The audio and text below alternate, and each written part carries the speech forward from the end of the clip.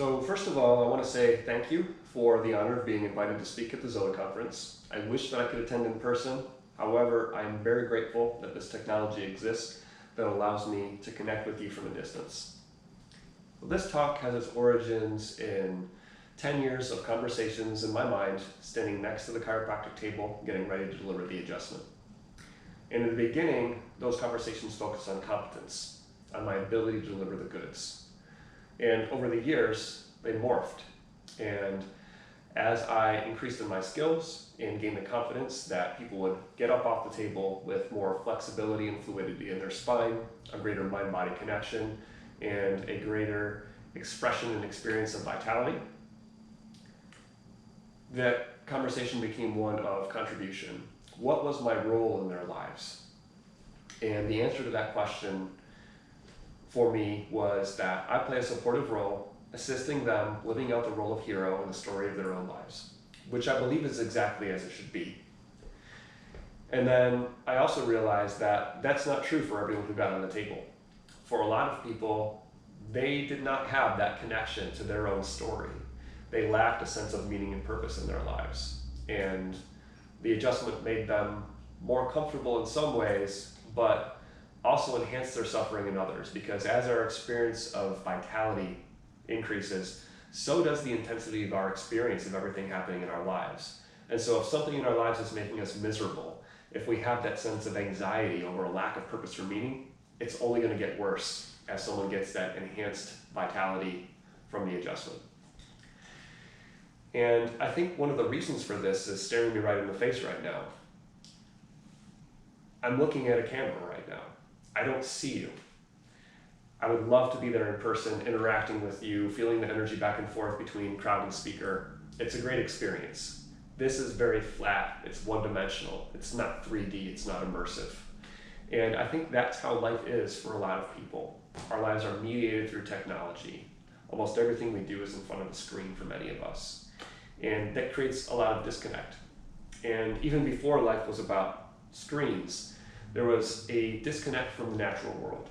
For a lot of us, nature is something that we take for granted. We don't have a strong connection to it.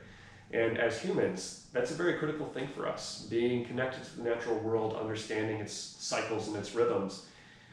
I'll explain, it's an essential thing for us to have a good experience in our lives. So I see one of my own roles as planting the seeds that are going to result in the coming to fruition of the multi-generational task of developing ecologically congruent and sustainable culture, of healing that disconnect. And in order to heal a disconnect, the first thing that you have to do is start working on relationships. And so when I look to the natural world and I think about what are the primary relationships that we have in it, the first one that comes to mind immediately is the sun. The sun is the life force for planet Earth. It supplies all of our energy for all of the living beings here. And of all the solar energy that gets directed towards the planet, 51% of it enters the biosphere, half of that drives ocean currents and winds, 49.9% of the remainder evaporates water, drives water cycles, and of the 0.1% that remains, that's consumed as metabolic energy by living things. The second primary relationship is water. Without water, there's no life, and without life, there's no water here on planet Earth. Hydrogen is a very tiny molecule. It's the first molecule on the periodic table. It's extremely light, so free hydrogen has the ability to escape the Earth's atmosphere and leave the planet. However, plants consume carbon dioxide. They split the carbons off of the CO2. That leaves the oxygens, which are highly reactive, free to combine with hydrogen, which creates water. This also creates ozone, which forms a barrier limiting the dissociation of hydrogen from water vapor up in the atmosphere by ultraviolet radiation. The UV radiation in the sky is powerful enough to actually split the hydrogens off of the water and allow them to float up out of the atmosphere without the plants there to protect them. So both of these things maintain a consistent amount of water on planet Earth, which would otherwise be dry. So somehow, life emerged and developed at a critical moment where solar energy and planetary water resources were optimized for the future development of animal life. This is the science of miracles. Now, since the beginning of life, the amount of solar energy that the planet receives has increased by 25%, while the average wavelength of that energy has lengthened. So what this means is that originally there was less energy, but more intense energy. And phytoplankton have better absorb shorter wavelengths of light, around 310 to 400 nanometers, while chlorophyll best absorb longer wavelengths of light at 400 to 700 nanometers. So phytoplankton, shorter wavelengths, higher intensity energy, chlorophyll in plants, longer wavelengths of light, less energy. And the ancient sea plankton in the planet's beginning were optimized to this higher energy sunlight that was present at that time. And the plants that evolved later optimized the lower but more abundant energy of sunlight in modern times. So this shows us an example of how life successively evolves towards an ultimately thermodynamically driven purpose, which I call the solar purpose. So the solar purpose, the best way to describe it is to talk about the second law of thermodynamics. The second law of thermodynamics is the law that says that a closed system will always degrade in its order and organization over time. It will never increase in its level of organization. And there are some caveats to the way that the second law works. One is that an open system can have an increase in its order and organization so long as it takes in energy of a higher order and quality and exports energy of a lower quality. So that's exactly what we have here on planet Earth. We have this energy gradient coming from the sun. It's highly organized. You can take sunlight, split it with a prism, and it creates a rainbow. You can use sunlight to do work.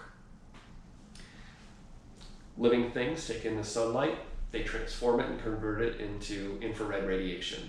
Lower quality, this transformation allows us to exist.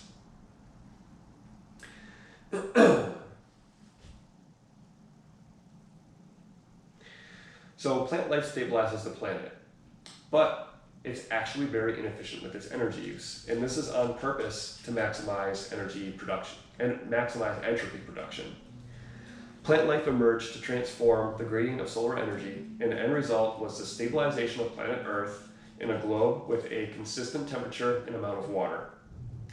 So when it comes to energy uses, plants actually use 90% of their metabolic energy for evapotranspiration. So this is why we're talking about light and water, because those two things are absolutely critical for plants, and plants make up a vast majority of energy usage here on the planet. So evapotranspiration is the process of plants taking in water through their roots, putting that water up out into the atmosphere through the leaves. So again, that's 90% of their energy usage. And of that water that gets moved through the plant, only 3% is necessary for photosynthesis. So what this means is that many plants can grow healthy and strong in a 100% humidity conditions, where the effective evapotranspiration rate is 0. So the process itself is an end goal of the plant, not simply a necessary component of metabolism. And also, 32 million years ago, there were plants that evolved to use less water. And we find these plants in really dry environments. They make up less than 10% total of plant life. So if efficiency was the ultimate end goal, then we would think that those plants that were the most efficient would be the most abundant here on the planet, but they're not. This efficiency for those plants that use less water, it evolved to allow plants to spread to drier and more harsh climates. It's not efficiency for its own sake. And then there's a question of, why do animals even exist? 95% of the organic biomass on Earth is plant life using the standard photosynthesis. The remaining 5% is mostly plants using other types of photosynthesis, those efficient ones that I talked about earlier that use just a little bit less water. So why do animals even need to exist at all from a thermodynamic perspective if they only make up less than 0.5% of biomass? And the answer to that question is that the end goal of evolution is maximum entropy production.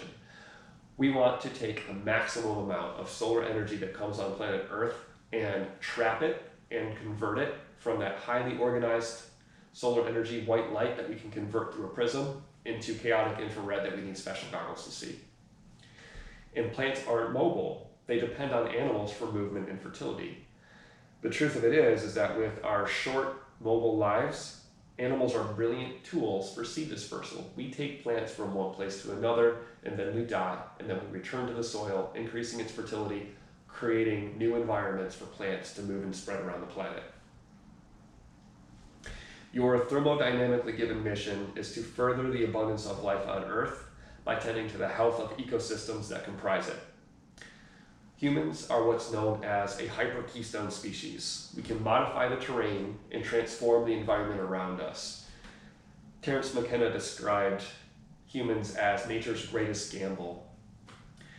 We have the ability to destroy the world with nuclear energy, yet somehow nature decided that we needed to exist. And the reason behind that is because humans have the ability to transform the world in a creative way. We can choose what the future will be. And any discussion on health or meaning is impossible without considering the fundamental reasons that humans exist, which is to maximize the transformation of highly ordered solar energy into chaotic infrared radiation. And I call that the solar purpose.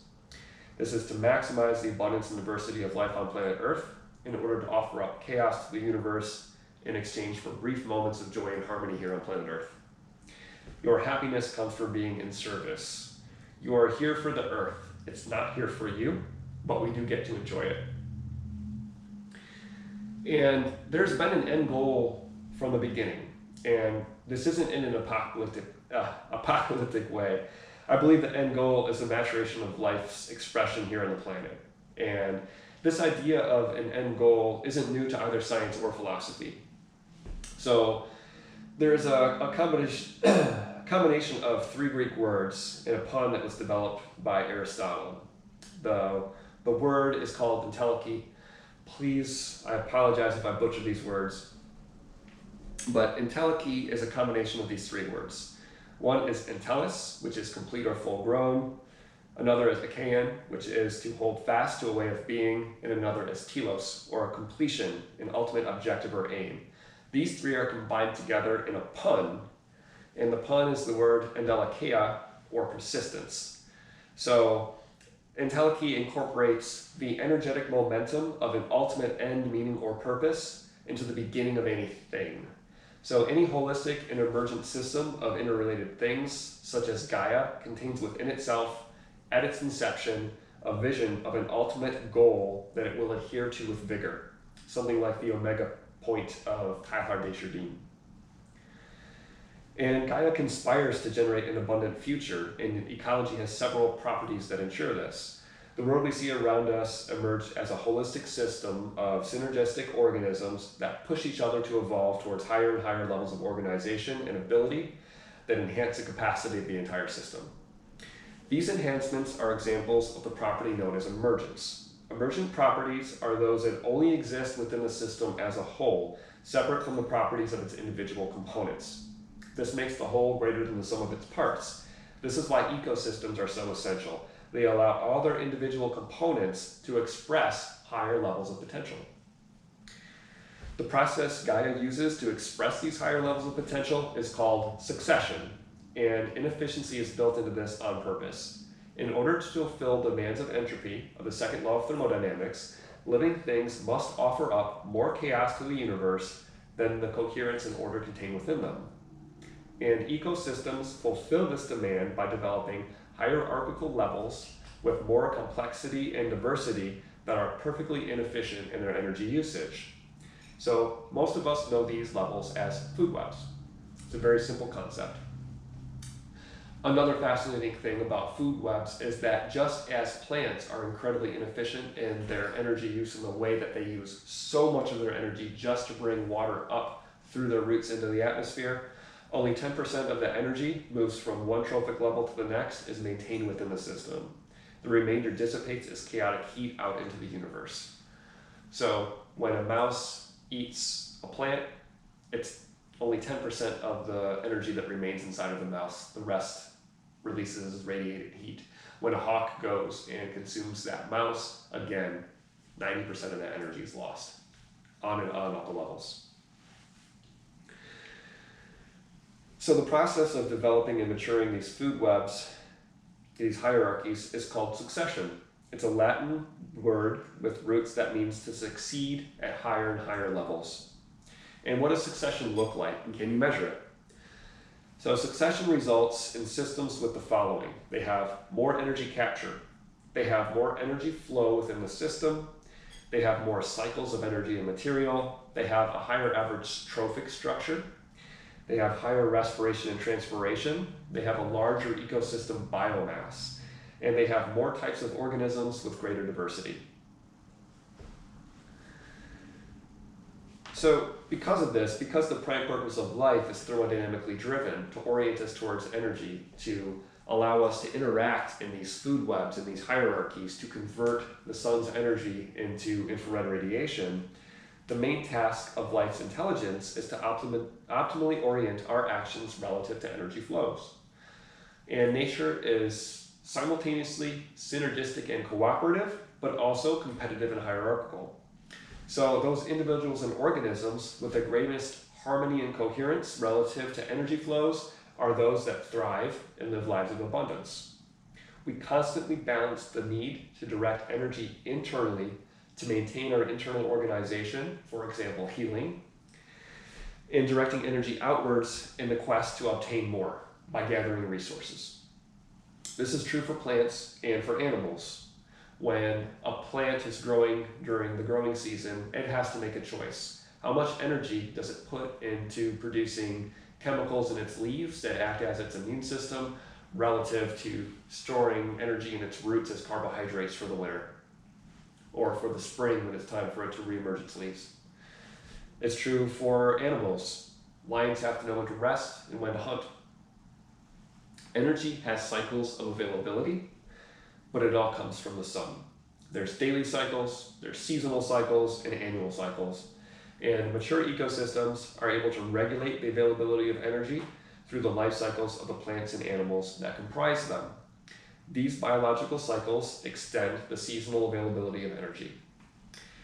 So the best example that I can think of for this are salmon. I write about this in my book, Operating System Nature. The salmon is a true unique species. A salmon hatches in a freshwater stream, oftentimes in the mountains of the Pacific Northwest. They spend their first year of their lives in freshwater. They become large enough to the point where they migrate towards the sea. They spend a little bit of time acclimating themselves to the salt water, and then they travel thousands of miles in the Pacific Ocean, consuming all the food that's in the Pacific Ocean that's available to them. They get huge during this time. An adult salmon could be in the area of 40 pounds. And so what happens is the rains in the mountains push the fertility in the mountains out into the ocean. And then the life in the ocean consumes all that plant matter, etc., all those nutrients that get brought into the sea. The salmon goes out into the ocean, captures some of that back, and then returns back in the spring and in the fall to reproduce within a meter of the exact place where that salmon hatched originally. And they do this in mass. So there are thousands and thousands and thousands of these fish all coming at the same time. And so the animals around them will actually time their reproductive cycles so that they're producing milk or things like this when these salmon are available, so that they have the energy-dense calories available to do that. And in humans, and in all mammals for that matter, the central and the autonomic nerve systems are organized to orient us to the cycles and flows of energy and safely navigate the task of procuring high solar energy. It increases our activity when energy is available and it's safe enough to risk gathering it, and it decreases our activity when less energy is available or when it's not safe enough to risk gathering it. It constantly monitors our internal state relative to the outside world and uses that information to determine risk-opportunity ratios that allow us to make good decisions. If our internal state is too chaotic, it will mobilize energy inwards to restore our internal order and heal us. And it does this at the cost of diminishing our energy reserves. Life's challenging. It requires risk. Sometimes we fall short and we revert to lower levels of energy transformation ability. The same thing happens in ecosystems. Stressed ecosystems revert to lower levels of succession and energy transformation capacity in order to survive. They shift closer to equilibrium, which in thermodynamic terms is synonymous with death. The moment we stop transforming energy is the moment we expire. Literally, our last drop of energy leaves us. The ability to coherently maintain our internal energy reserves creates resilience, the ability to rebound back to an energy-rich state once again after the stressor's gone. Sometimes we need to gamble and take risks. The current strategy is not working anymore and will be erased from the future unless we shift. The fossil record is full of organisms that weren't able to make these shifts. Life began primitive and became more complex, and the story's still written in their central nervous system. Biological transformation doesn't work from a fresh slate. There's no tabula rasa in biology. It works something like a computer program. New code gets added onto the old, and it modifies its behavior. There's a term in biology called exaptation. It's an example of how this works. In humans, the best example is that of the tongue. Tongues are necessary for us to speak human languages, but they didn't develop for speaking language. They help us to eat, to drink, to breathe. Other animals have tongues. We have them because other mammals that came before us have tongues. We exapted tongues to create speech, which then led to the development of complex social structures and the ability to rapidly share new technology and to transmit culture. The architecture of our neural systems is another example of additive adaptation or exaptation. Exaptation transcends and includes what came before, and mammals did this with reptilian neurology. Mammals are higher up the evolutionary tree, and as such, they both transcend and include aspects of the neuronal architecture of the reptilian autonomic nerve system. The mammalian vagus nerve is a great example of this. It's comprised of two divisions. One's phylogenetically older, it's inherited from reptiles, it's unmyelinated, and it's active during times of inescapable or overwhelming stress, and it's responsible for dissociation from a stressor. This is that portion of the nerve system that allows us to check out when we're in a really, really extreme situation, like a car accident, or in our evolutionary past when we get mauled by a tiger or a bear or something like that. The other division emerged phylogenetically with mammals. It's myelinated, and it likely developed as a method for mammals to communicate cues of environmental safety or danger with each other. There's a big difference between reptiles and mammals in the way that our ears are structured. The internal auditory ossicles of mammals are separate from the jaw, which allows us to perceive different ranges of sounds than reptiles. We can hear higher frequency, higher pitch noises, which allowed us as a group, all mammals, to communicate danger signals in the presence of reptiles without giving away our location to those same predatory animals. This phylogenetically newer division of vagus has been termed the social vagus because of its role in social interaction. It governs the muscles of vocalization, of listening, gesture, and facial expressions, and its tone is developed through social conditioning in infancy through maternal and parental bonding and other social interactions.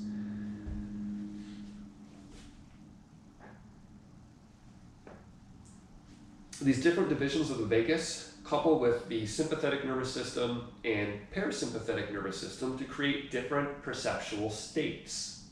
We see the world differently depending upon our neural tone. Someone with a very dominant social vagus will easily notice cues of safety in their environment. Someone with a dominant primitive vagus will tend to see the world through a defensive lens, no matter what, even when it's safe. The ability to rapidly shift between the various perceptual states that are available to us is critical for accurately perceiving and interpreting the environment. And this allows us to interact optimally with energy flows.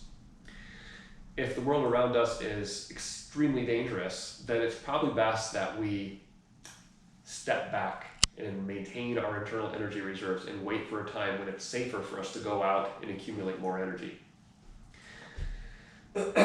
These states may also be associated with groupings of adaptive movement strategies. We need flexibility in both mind and body to adapt optimally to energy flows. And humans are born developmentally immature. Our movement matures through childhood. And remember, movement is driven by the thermodynamic imperative to further the abundance and diversity of life on planet Earth. It's all about interaction with the world around us to make sure that things are more abundant. Movement maturation occurs through reflex-driven coactivation of opposing muscle groups that create joint stability locally and those that generate power for movement from that stability. There's different names for these muscle groups that have been used throughout time. I'm going to use the ones that I prefer. So these muscle groups have been categorized into a systemic local muscle system and a systemic global muscle system. The muscles of the systemic local muscle system are deep. They provide inner support and control of the axial skeleton and around the body center of gravity. They create a stable base of support that allows for effective and powerful movements of the larger and more superficial systemic global muscle system. A great example for this is the rotator cuff muscles and the muscles of the shoulder girdle. The rotator cuff muscles are examples of the systemic local muscle system. They control the position of the joint. They guide the position of the joint through movements. The pecs, the upper traps, the deltoids, the triceps, the lats, those muscles provide the large movements and the power to move the joint while the small muscles control it. And perfectly balanced movement is neurologically very expensive. The systemic local muscle system is a neurologically expensive set of muscles to operate. These muscles require more internal expenditure of energy in information processing. As a result, their activity is suppressed in overwhelming environments or when our internal reserves are drained. And you can see this in athletes. One of the ways I observe it is when I'm out walking or running and you see kids from the local high school, they're all out running, and you see the people that are up at the front of the pack, they're moving along real smooth, they've got perfect posture, they're all laughing and joking with each other, running's easy for them. And then lagging back behind them, you'll see the person who's all twisted and contorted and they're breathing heavy and they're going much, much, much slower. They couldn't possibly have a conversation with you. That's someone who doesn't have the capacity to organize all of that at once and to make it work together smoothly. So in these situations where we're overwhelmed, the global muscle system takes over the job of creating stability, and it never does this job all that well. The end result is compromised movement patterns that matches the emotional state created by the autonomic nervous system to best respond to the current environment or resource state. We get stressed out. Our fight or flight system turns on, or we check out and the primitive vagus comes on. These different patterns have different postures, and all of them are meant to be temporary. Compromised relationships with energy are always meant to be temporary, but sometimes stress lasts for a long time, and humans learn through repetition. Compromised movement patterns can become maladaptive if they persist beyond the time that the stressor is present. Optimal is the ability to rapidly transition from one nervous system state to the other as the environment demands or allows. Optimal requires resilience and training. Childhood play is how mammals condition this flexibility while they're growing up. And in humans, peekaboo is a great example of this. So when a mother is playing peekaboo with an infant, the mother perceives the mother's space as safety. Now, if any of you work with infants or mothers in your practice, and the infant's in the child's seat and the mother's on the table, if at all possible, you always have your position set up so that the mother can take a peek over and the baby can see the face. That way it stops crying while you're working on them. Peekaboo works by the mother taking safety away from the baby and restoring it. It allows the condition that safe, not safe, safe, not safe. It allows that infant to learn how to transition rapidly between those states. And sometimes this conditioning doesn't happen well. Sometimes the experiences that we have in childhood prevent us from developing it in the first place, or we have such horrible experiences as adults that it alters our flexibility. And being in a low resource state or a stressful environment over long periods of time will reduce our flexibility and we can get stuck in a neurological rut. Having low resources in an overwhelmingly stressful environment can condition higher activity in the primitive vagus and dissociation, and then withdrawal becomes our fixed rut. Having high resources in a hostile environment can condition higher energy mobilization and more aggressive postures and attitudes.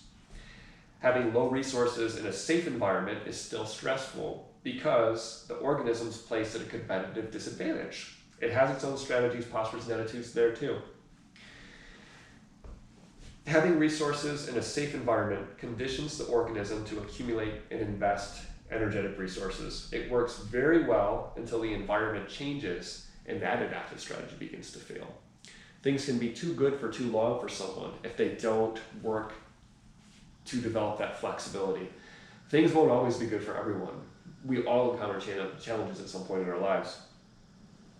And accurately perceiving the environment is just as critical to orienting energetic states and postures as flexible, as physical and neural flexibility. So I call this whole process of adaptation the transformation delta. The transformation delta is a symbol for change. It has three different components: perception, interpretation, and adaptation. If you accurately perceive the environment, then you can accurately interpret the environment, then you can optimally adapt to the environment. And this cycle continues to enhance your resilience over time if it works properly. If you have an error in any of the three steps, then gradually over time, you'll begin to lose energy and your resilience will drop. So now it's time to talk about subluxation. So what is subluxation from a thermodynamic perspective? So from a chiropractic perspective, fixation within these neural ruts, perceptual lenses, and postural patterns is subluxation. It's a disconnect anywhere within the transformation delta. It's a change in the perception, interpretation, or adaptation process within that neurology. Thermodynamically, subluxation is a state of being where perceptual lenses, energetic orientations, and postural states are fixated or suboptimally aligned with the demands of reality, with the flows and cycles of energy, with the demands of the environment around us. So the subluxation is a state of being. It's not just a misalignment of the bone. The misalignment of the bone is a fixation within the physical aspect of the human being. It's just one component of a holistic entity impacting the entire organism's relationship with its purpose on planet Earth, the thermodynamic orientation to the flow of vital life force energy coming from the sun. And to reduce the subluxation requires more than moving a bone. It needs that something extra. We all hear about this. We've heard BJ Palmer talk about it in the past. What is that something extra? And I think that answer also comes from our evolution as a species. Healing is a social event. The presence of the chiropractor alone is just as important as their knowledge of verbal function. The chiropractor shares their resources with the patient, engaging the social vagus system, reorienting energy mobilization internally with the person on the table. Me being there with that person on the table tells them this is a safe environment. This person's got my back. I can put energy towards healing and repairing myself right now. Somebody's looking after me. Things are going to be all right. The adjustment interrupts the subluxated state of being via an access point. This is structural for segmental adjusting methods and energetic for tonal adjusting methods. Adjustments require repetition because repetition is how the human CNS is conditioned. And the adjustment requires a chiropractor because humans are social apes, and social apes engage in social grooming behavior. We need the combined social resource state to fully heal. And we even see this in the apes, that the apes that get the most social grooming are the ones that are the healthiest, that have the highest status. So far I've talked about chiropractic, ecology, and thermodynamics at the classical level. Now I want to transition to talking about the quantum. And things are actually quite a bit simpler here than you'd expect, because the foundations are the same. They're still light, water, and energy. Energy transformation is both a classical and a quantum phenomenon. In both plants and animals, the process of energy transformation has impacts in the classical world of physics, the world that we see and feel, in the quantum world where our knowledge comes from inferred observations. It used to be thought that quantum phenomena were impossible in the world of biology, But research on photosynthesis has proven this is not the case, and that there are quantum phenomena happening in living organisms. And I really do want to note that this portion of the talk is theoretical. The classical thermodynamic discussion, it is my preferred topic just because of the strength of the model. But the level of the quantum is extremely fascinating, and it is worth the time to explore.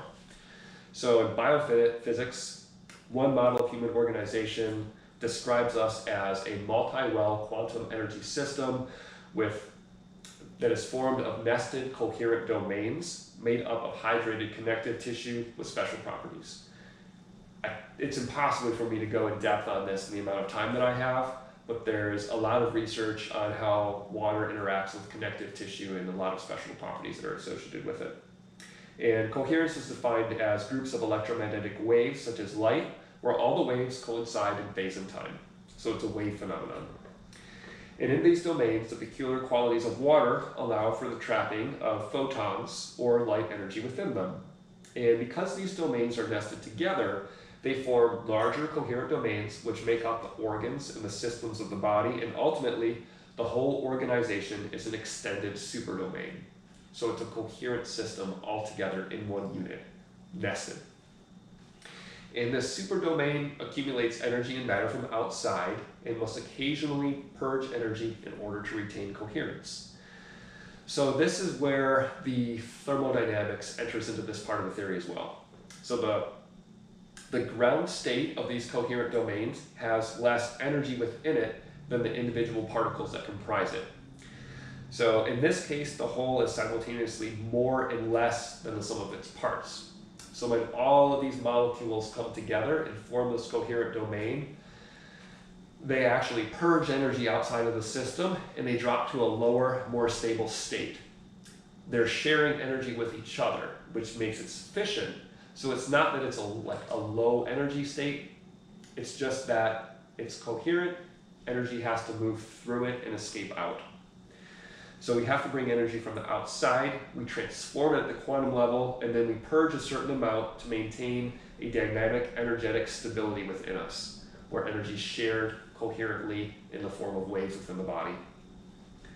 And all of this is related to the unique qualities of water and living tissue, and this energy radiates out in the forms of solitons and photons. And the most stable state of organization is the lowest energy state, as this is the state performing the most thermodynamic transformation. So when we encounter a barrier to the flow and release of energy into the environment, the organism begins to accumulate too much energy, and the gap between the stable thermodynamically driven ground state and the higher non-stable energy states begins to shrink. So the organism begins to lose coherence. So these barriers are what I term quantum subluxations. They're impediments to the natural flow of vital life force energy in a way that fulfills the requirements of universal laws, in particular the second law of thermodynamics. And there are two methods to restore the quantum coherence of this, quote, subluxated system. One is to provide energy from an external source that clears the energy blockage in the system of coherent domains and allows them to purge back to the stable ground state. The other is to stimulate resonance at a healthy location within the body to synchronize the block region with the region that's still maintaining that optimal coherence. So the further from coherence an organism moves, the more difficult it is to restore the quantum coherence once again. And at a certain point, it becomes impossible, the process is irreversible, and we gradually decay until we expire. So now it's time for me to talk about some very interesting work that was done in 2005 at Parker College of Chiropractic that was looking at the biophoton emission of the human body after several different types of chiropractic care. So this study was done by Hasu and Ruppert. They looked at sacro-occipital technique, bioenergetic synchronization technique, and diversify. And what they found was that with all three techniques, biophoton emission increased to different degrees and on differing time scales surrounding the adjustment. All three techniques showed an increase in biophoton emission, which indicates that all three are potentially assisting the organism in returning to the stable quantum ground state. There's definitely more research that's needed on this topic to make a definitive statement about what's happening with it, but it's a very interesting study, and the fact that it shows that there is an increase in the biophoton emission fits with this quantum subluxation theory. And again, this part of it is very much theory. The classical thermodynamic part, there's a lot of research that strongly supports how that would function, but the quantum side of it, very much inferential. So how does all this relate to Terence McKenna's claim that we're nature's greatest gamble? When human beings experience stress, the neo-mammalian portion of our brain, the forward-thinking, conscious portion of our brain, becomes inhibited. We begin to act at a lower level, subconsciously, reflexively. And the more primitive drives within the brain, they take the reins in those moments of stress. We have very little experience of free will in those moments. We simply act upon prior conditioning as if on autopilot. There is a lot of research that's being done on the subject of free will, and there are actually some researchers who believe that different people have different amounts of free will capacity, and there's too much to get into that topic there, but when we're relaxed and interoceptively, in other words, focusing energy on the inside, we gain access to the richest of the mind's capacities. We gain access to that neo-mammalian portion of the brain. When this occurs in moments of acutely accurate perception and in a high state of resourcefulness and in very unique circumstances, we have access to a higher mode of being known as the integrative mode of consciousness. This is the shamanic state of being for our ancestors. It's a state of ecstasy, of inspiration. It's a state of deep flow where we tap into something beyond ourselves. This is where we have access to the world of forms, and we are able to manifest new things, to make art. I believe the ultimate goal of chiropractic is to foster such a state of energy richness, of accurate perception, of flexibility within the human quantum solar energy transformation systems, so that we are able to achieve more and more moments of conscious creation and work to further a world with optimized abundance and diversity of life. This world's not possible with the most dominant hybrid keystone species on the planet, fixated in dissociative states, or the aggressive dominance of a greed driven by fear of falling down the competitive ladder. I don't know what that world looks like or exactly how to get there, but I do know that this world needs consciously aware, healthy and happy human beings working collectively to create that dream. And I know that we will get there if we survive as a species because, according to Aristotle, the end was seated within its beginning. So sharing chiropractic with this intent is how I'm going about doing my part to get us there. So I'm going to ask you, how will you participate in consciously creating a world of abundance? How will you succeed in your life? Both in the terms of how we think about succession and also how we look at succession from the point of view of biology and ecology. And how are you fine-tuning your energetic systems to support that? When you go back to your life and to your practice, I want you to ask yourself, how am I furthering the abundance and diversity of life on planet Earth? What would the optimal expression of my gifts in service to the solar purpose of all living things look like? And I want to thank you for your opportunity that you've given me to speak and for your attention.